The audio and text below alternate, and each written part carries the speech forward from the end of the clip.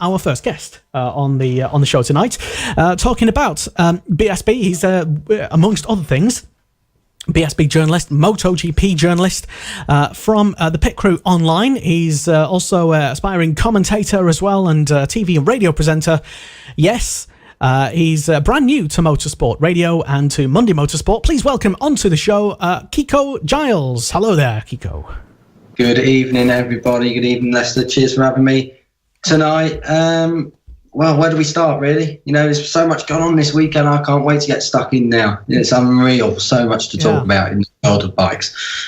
Certainly is. And the link up between Cool Fab Racing and BSB, that's already sort of been producing since their link up last year. It's already been producing some big name riders as well, coming through into some of the BSB support series as well. It has, and I think, you know, people want to aspire to be in the CEV World Championships, but everybody seems to forget that to do that, you've got to go to the main British National Championship. I mean, you look at who's there now. You've got people like Tom Boudamos, Eugene McManus. You've got Taz Taylor, one of many local lads around Mansfield. You know, that category is so hotly contested. You know, it's not a championship that should be overlooked. You know, these are riders who are going to be the stars of tomorrow. You look at Charlie Nesbitt. He wiped the floor with him last year, and now he's gone on to do the Junior World Championship. The overall setup of British Superbikes is to breed and to nurture the young talent, so it is there for tomorrow.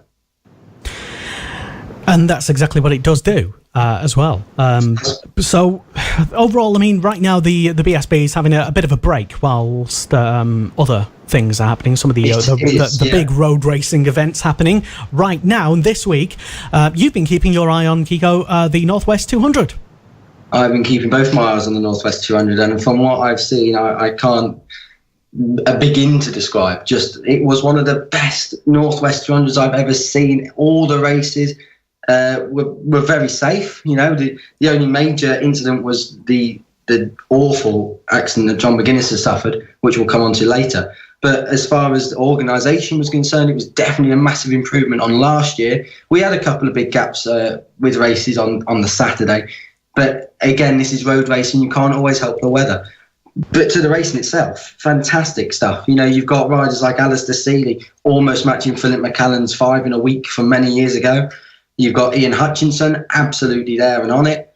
And then, you know, you've got Glenn Irwin. He came on to that PBM Ducati just last year in British Superbikes. He's took it to the Northwest 200 this year, and he's gone and won. And it wasn't the fact he's only won the race. It's the fact that he's come and done it. And Alistair Seeley was in such rich form. He's not beating someone who's only there because he's good over the weekend. He is the hero of the Northwest 200. He's the most successful rider of the Northwest 200. And for Glenn Irwin to take that to Alistair Seeley on that last lap, I mean, if you haven't watched it, it's all over social media, on Twitter, on Facebook. BBC have tweeted it out many times. Go and have a look at it. Glenn Irwin really takes it to Alistair Seeley. It's fantastic to watch. Yeah, I've been certainly trying to keep up to date with all the biggest news, and there seems to be I don't know if I'm just paying extra attention to it this year with my somewhat slight involvement in the periphery of the bike world, but it does seem to be getting more exposure than I can ever remember. Certainly with the great coverage that, like you said, the BBC have been giving it as well. Oh, it's been fantastic, and I think, in all fairness, the Isle of Man TT has always been very well covered, but it's the other road races. The Cooksdown 100, for example, is in April. I think it might have been at the start of May this year. Either way, it doesn't normally get a lot of coverage. It might get highlights on Eurosport, but everybody knows that Eurosport is a paid-to-view channel. This year, BBC, I think they did it last year as well. They've put it on the iPlayer. You can go and watch it now. It's the Cooksdown 100.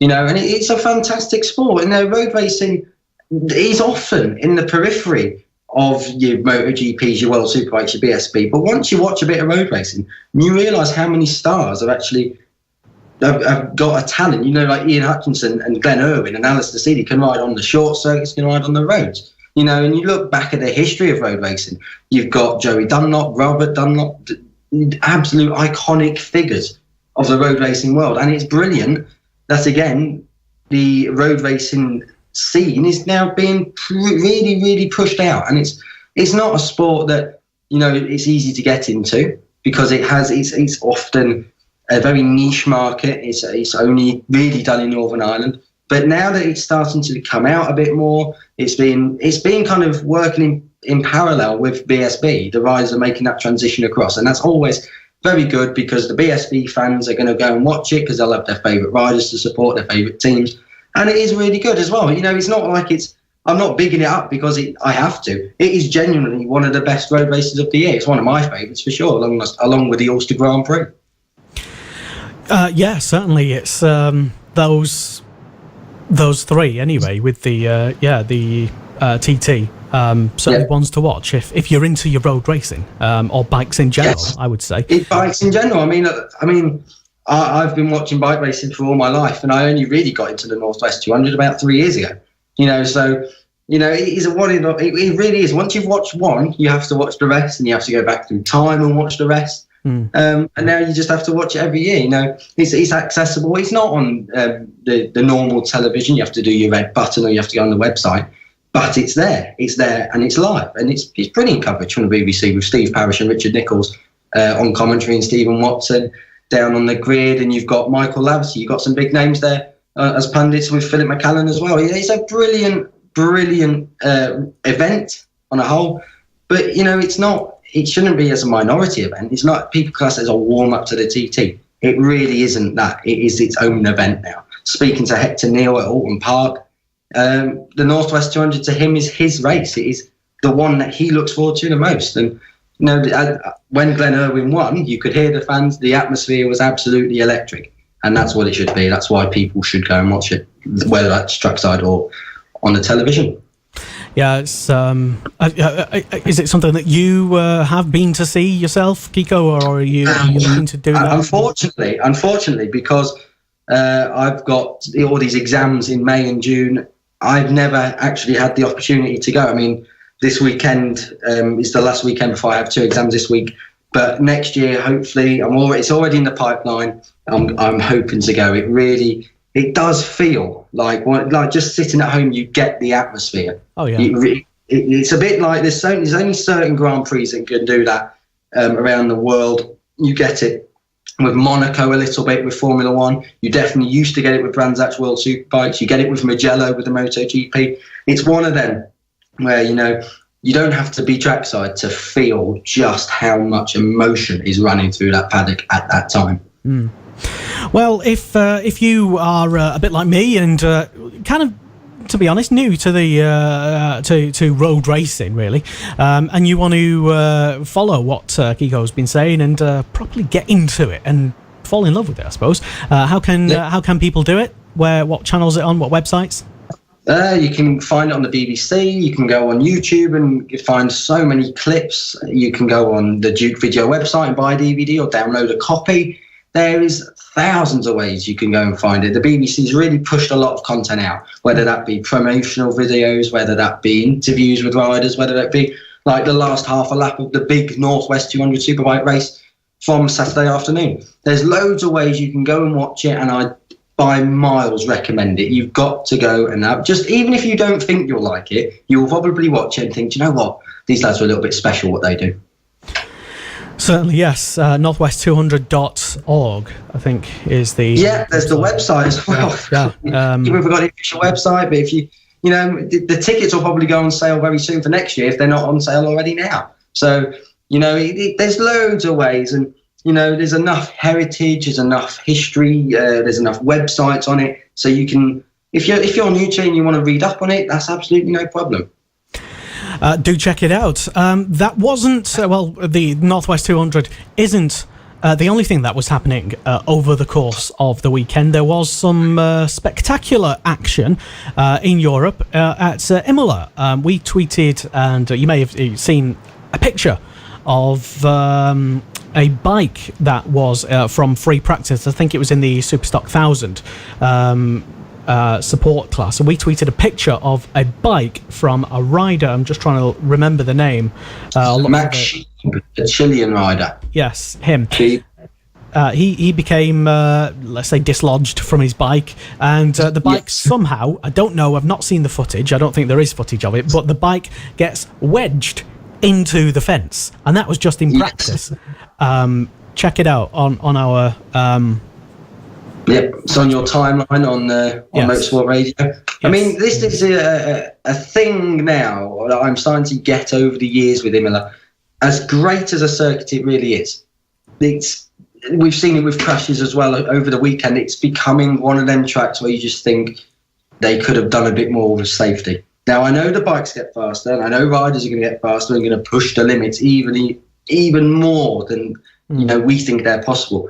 But there becomes a time where certain racetracks have to step up, and I have to say, and I love Imola so much.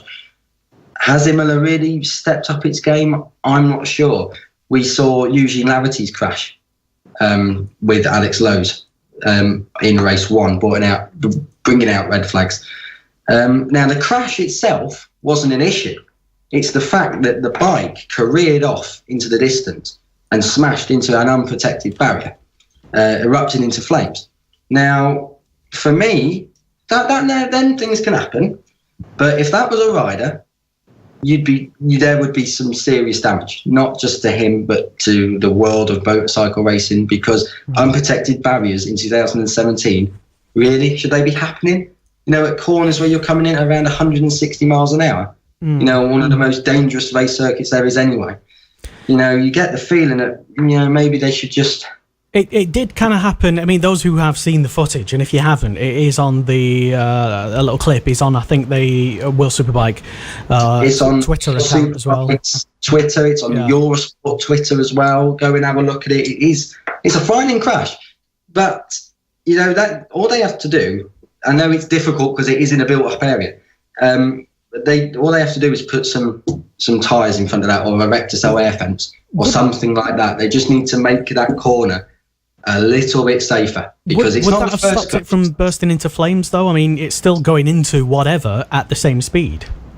It probably would have. It probably still would have burst into flames. But my argument there is that what if that was a rider? I've just said it there. It's all right. The bikes are going to ruin themselves anyway. You're going to count the damage by the times it tumbles. However, there's not a rider is not as strong as a bike all the time. Usually Laverty was very lucky. You look back through the years, and if I'm not mistaken, it was 2012.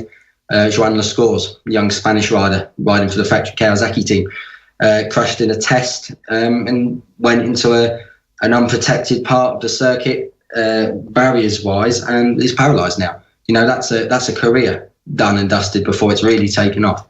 Now, as a motorcycle fan, I love crashes, but I like to see the riders get back up. I don't like crashes where there's bikes flying in the air and fires, and there is a limit. And I think with the past of Imola as well, he's got to do more. They have to do more to make that track safer. They've had the wake-up call with Joan Lascaux with the test. Yes, these are very, very rare accidents, but unfortunately, accidents do happen. If you look at all the serious accidents that have happened over time, they never happen in a normal situation, but they have happened, and it's down to us, not us as journalists, but as a motorsport community. It's down to them to fix these issues so that you minimise the risk. You can never take the risk away, but you have to minimise it. If there was a crowd, if there was a grandstand at the end, who knows what could have happened. Where that corner was at Rivatsa 1, there was I think there's the fire station for the circuit, and there's a load of marshals, and all credit to the marshals as well. We overlooked this, and I'll bring this back to the Northwest 200 as well. The marshals and the safety aspect with the medical centre is fantastic. It's second to none with bike racing, and you get the feeling that they saved something that could have got very quickly out of hand. Well, if you have any contrary opinions to Kiko, feel free to disagree. Come on, Here's my Twitter to light up right now. Come on, get them sent in. Start hating on me. Come on. No, it's not about hating. We do welcome all opinions, and if just because you might disagree or have a slightly different opinion, or you just might have a bit more insight into the intricacies of bike safety and crashing bikes and such. Because it's... But on a lighter side, now we have kind of criticised Imola a little bit there. We have had a great... I'm just looking at my notes here. Chaz Davies has done a double for Ducati at Imola. But just below that, I know it hasn't really made the championship any tighter than it was before we came here. But a very interesting stat that I'm going to take particular interest in there. There were 75,000 people trackside on Sunday. Now, that is with no disrespect to World Superbikes, a huge number for them in recent years. I cannot remember the last time that we came to a European round and there was so many people there. I mean, it wasn't the fact that there was people there, it was the fact you could feel it. You know, like I say, with the Northwest 200, you could hear the crowd. You could hear the crowd in Imola, you know, whether they're Ducati fans or not, and the racing might have not been at that good a level. However, like I tweeted out almost immediately after the race, the series has been in the doldrums for quite a long time, and now people are starting to come back to the series. The manufacturers are starting to come back to the series. The racing is getting better. It's going back to how it used to be. And I believe that come next year, World Superbikes is going to be again at its pinnacle. You know, and 75,000 people at a time where Italy is not struggling financially, but there's not a lot of not a massive amount of wealth in Italy. You know, like there was in Spain and Portugal many years ago. That is a very impressive figure, and World Superbikes can take heart from that, because people like me have been absolutely slating vehemently this new system of race 1 on Saturday, race 2 on Sunday. People like me have to eat our own words because it's clearly worked for them there at Imola. I don't know if some of the ticket prices might have been lowered. Perhaps that's sometimes. Well, it's interesting you say that. I mean, in Europe, the ticket prices are generally lower, and obviously the location of Imola. It's not far from Novale, where the factory Aprilias are made, and it's not far from Borgo Panigale and Bologna, where the Ducatis are made. So, you know, I suppose there's a lot of people want to come and see them. Marco Melandri's return to the series as a massive Italian name has obviously helped. But you look on the Donington Park's website, and you're looking at 50 quid. And no disrespect, I can go to British Superbikes for £35, and that's without a discount, and that's without a media pass or whatever. And I get the KTM Consumer Finance Cup, I get the Ducati Tri-Options Cup, I get 2 BSB races, sometimes even 3. I get 2 British Supersport races, I now get 2 British Stock 1000 races, I get a Stock 600 race, I get sidecars. You know, you look at World Superbikes and you think, oh, so I got 1 race on one day, and I've got qualifying, and I've got a Stock 1000 race, and I've got a Supersport race, and then I've got the next World Superbike race. I'm not being funny. That's more than £50 is more than £35. I know I'm doing a bit of an obvious sum there, but you don't get the racing. You don't get as much racing, and I think it's not scandalous. It's criminal.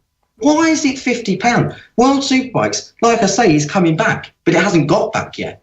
And I think that really £50 for something that's spread across 2 days is outrageous. I really do. Who's going to pay £50 to do that? I mean, I haven't got £50 to go and spend.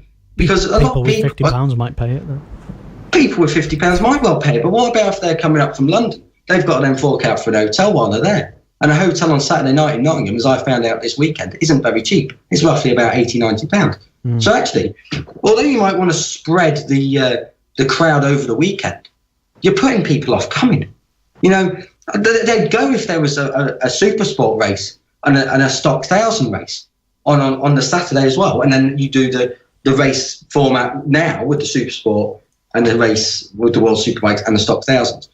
But 4 races, I know you get the Supersport 300s, but 4 races, 5 races across 2 days, and you're paying 50 quid, £15 more than BSB. And without being too technical, the racing isn't as good as the BSB. And you get the feeling that, you know, Donington Park, yes, it's the home of World Superbikes, it's where it was first founded. But £50, I mean, come on. You're talking about putting people off coming, not encouraging them. It'll be certainly interesting to see what attendance figures they get. In a few. I remember one time in 1999, World Superbike's got a crowd of 75,000 at Donington Park, might have even been 90,000. Whereas you look at Grand Prix back then, they were only getting 15,000. Now, the attendance has definitely come down for a number of reasons. It's not just a 2-day thing. It's because World Superbikes has become less interesting, which is very sad because the Supersport category is coming back. And World Superbikes, like I say, is coming back. But I've already said it hasn't come back yet. And charging £50 for a ticket, and that's the normal ticket. You know, £50 might be a rounded up number, but if you take into account your cost to get there, I mean, tell me how justify why I should go to a World Superbike round and pay £50, or why I should go to a British Superbike round and pay £35. You know, because you love to me, it's a no-brainer. I guess being a world championship is always going to command a bit more money. Obviously, you're going to have to pay more money going to an international world championship than you are like something like a club racing, for example. Yeah, I buy that. But, you know, you look at the names, right, in BSB. So you've got Shaky Byrne. I'm going to write him down now. Shaky Byrne, race winner in World Superbikes. You've got Aslan. He's a race winner in World Superbikes. You've got Sylvain Guintoli. He's not just a race winner, he's a world champion. You've got Davide Giuliano, Stock 1000 champion from 2011, I think. He's in the paddock. You've got Christian Idden, rode the wheels off a Bimotor in World Superbikes that wasn't eligible for points. He's doing well. You've got a stack of riders in the championship. Hopkins is another one from Grand Prix. You know, we're going on about world level. There's more depth in a field of British Superbike level than what there is at World Superbike level. I spoke to Eugene Laverty about it at Brands Hatch, and he said to me, do you know what? A 12th place in World Superbikes isn't actually as good as getting a 12th place in BSB. The depth of talent in World Superbikes is, like I say, coming back with the names like Bradle and Nicky Hayden coming in. But you look at BSB, and it's absolutely stacked. We've missed out Josh Brooks. Now, I don't think, off the top of my head, he's had a race win in World Superbikes, but he led a World Superbike race last year. He's been on the front row for World Superbikes. And you get the feeling that, you know, you go to BSB and you actually might meet a few famous faces. You go to World Superbikes and you think, I'll meet the series leader. You know, the personality is definitely more in BSB, and not just the personality, but the world names. There is just as much success in the BSB Championship as there is in World Superbikes. So again, internationally, I'd still rather pick BSB. Well, that's just me, but World Superbikes will come back, and it will be good when it does come back. But BSB, there's a lot more parity as well. You turn up to Alton Park and you think, right, is it going to be a Kawasaki today? Is it going to be a Ducati win today? Is it going to be a Yamaha win today? It might even be a Honda with Jason O'Halloran. It might even be a Suzuki with Bradley Ray running well. You go to World Superbikes, you think, it's Kawasaki or Ducati. You know, for me, I want to see a good level playing field. I want to see people really giving it a bit of hard time. The World Superbikes, the top 5 home in Imola race 2 were Ducatis and Kawasaki's. You know, it doesn't. World Superbikes for me is just not screaming out as the World Series it's supposed to live up to be. It really isn't. Whereas I look at BSB and I think, God, I can't wait for the next round. It's killing me having 5 weeks off, 6 weeks, whatever it is. So for you then, Kiko, I just put the question out on a couple of Facebook groups asking perhaps BSB versus World Superbikes. I think you were kind of hinting at this question. You don't have to answer it, but I'll ask it. Stick me on the spot. Go on, make me look a fool in front of many. You don't have to answer it. Certainly, you don't have to if you don't want to. But does the World Superbikes Championship and the package that you mentioned, I think I know your answer, but does it represent value for money? No, it doesn't at all. It really doesn't. Maybe once upon a time it did. I don't want to slag World Superbikes off. This is the thing. I love World Superbikes, the heritage that championship has. But unfortunately, you know, you look at British Superbikes and you think, do you know what? I'm going to get some good racing this weekend. You know, you look at World Superbikes, you think maybe. You know, World Superbikes has got this. It's not a lack of personality; it's a lack of rivalry. You know, thankfully, Chaz Davies and Jonathan Ray have fallen out. It's the best thing that's happened in World Superbikes for about 3 years. You know, it's like when Sykes and Baz were falling out. That's what we want. As a fan, as a journalist, I want to be looking at riders falling out. I don't want to be looking at diplomatic comments after a race. You know, I want a bit of action. I want a bit of not verbal abuse, but I want a bit of, you know, verbal tension, a bit of tension. I want to see that get taken to the track. Yes. A little bit like Rossi and Marquez, not on that level. But no, World Superbikes doesn't represent value for money for me. And actually, British Superbikes, I think, is very cheap for what you get. I mean, you know... Don't say that, because next thing you know... Yeah, I know. Stuart Higgs, don't listen to me. I don't know what I'm on about. Ignore me. No, but do you know what I mean? You know, I think that British Superbikes, you get about 12 or 13 races. And it's most of them, apart from Brands Hatch and Cadwell Park, are open paddocks. You can meet the riders, you can meet the teams. You know, and while I was walking in the paddock at Alton Park, and I met John McPhee. You know, obviously for me, as a journalist, that means I've got to go and interview. As a fan, you know, you've got your little 5-year-old kid, your daughter or your son. That's a legend there. And that's John McPhee, the Moto3 World Championship contender. You know, that's very good. And you might get out of World Superbikes, but again, you're paying extra money for it. You look at, even MotoGP is cheaper. You go to MotoGP, it was €39 for a whole weekend ticket at Jerez. And they're bringing numbers in all over the place, 125,000 fans, sorry. You know, I just don't think World Superbikes has grasped what people want. And, you know, this split race thing has had a massive influence. Yes, the crowds weren't really there anyway from many seasons ago. But you look at some seasons and, you know, some of the rounds have got thousands of fans going, like Imola this year. But, you know, I'm not sure. I think World Superbikes definitely needs a bit of a swing around. I think they need to revert back to these 2 races. It's all on Sunday. They need to go back to the traditional way. I'm a little bit for the reverse grid. It brings excitement for a little bit. But, you know, value for money, British Superbikes all day long. You heard it here first, if you didn't already know. BSB, still value for money, is still doing a fantastic job. I think we knew that anyway, to be honest. Definitely. You know, the thing with British Superbikes is, sorry, I'm going on now. British Superbikes has never had a poor spell. World Superbikes for the last couple of years has been struggling massively. You know, it's all been very Kawasaki Ducati. The dominance level has shifted. There's no Hondas or Yamahas, even Aprilia anymore. BMW, they're not really challenging for a podium position, let alone a race win.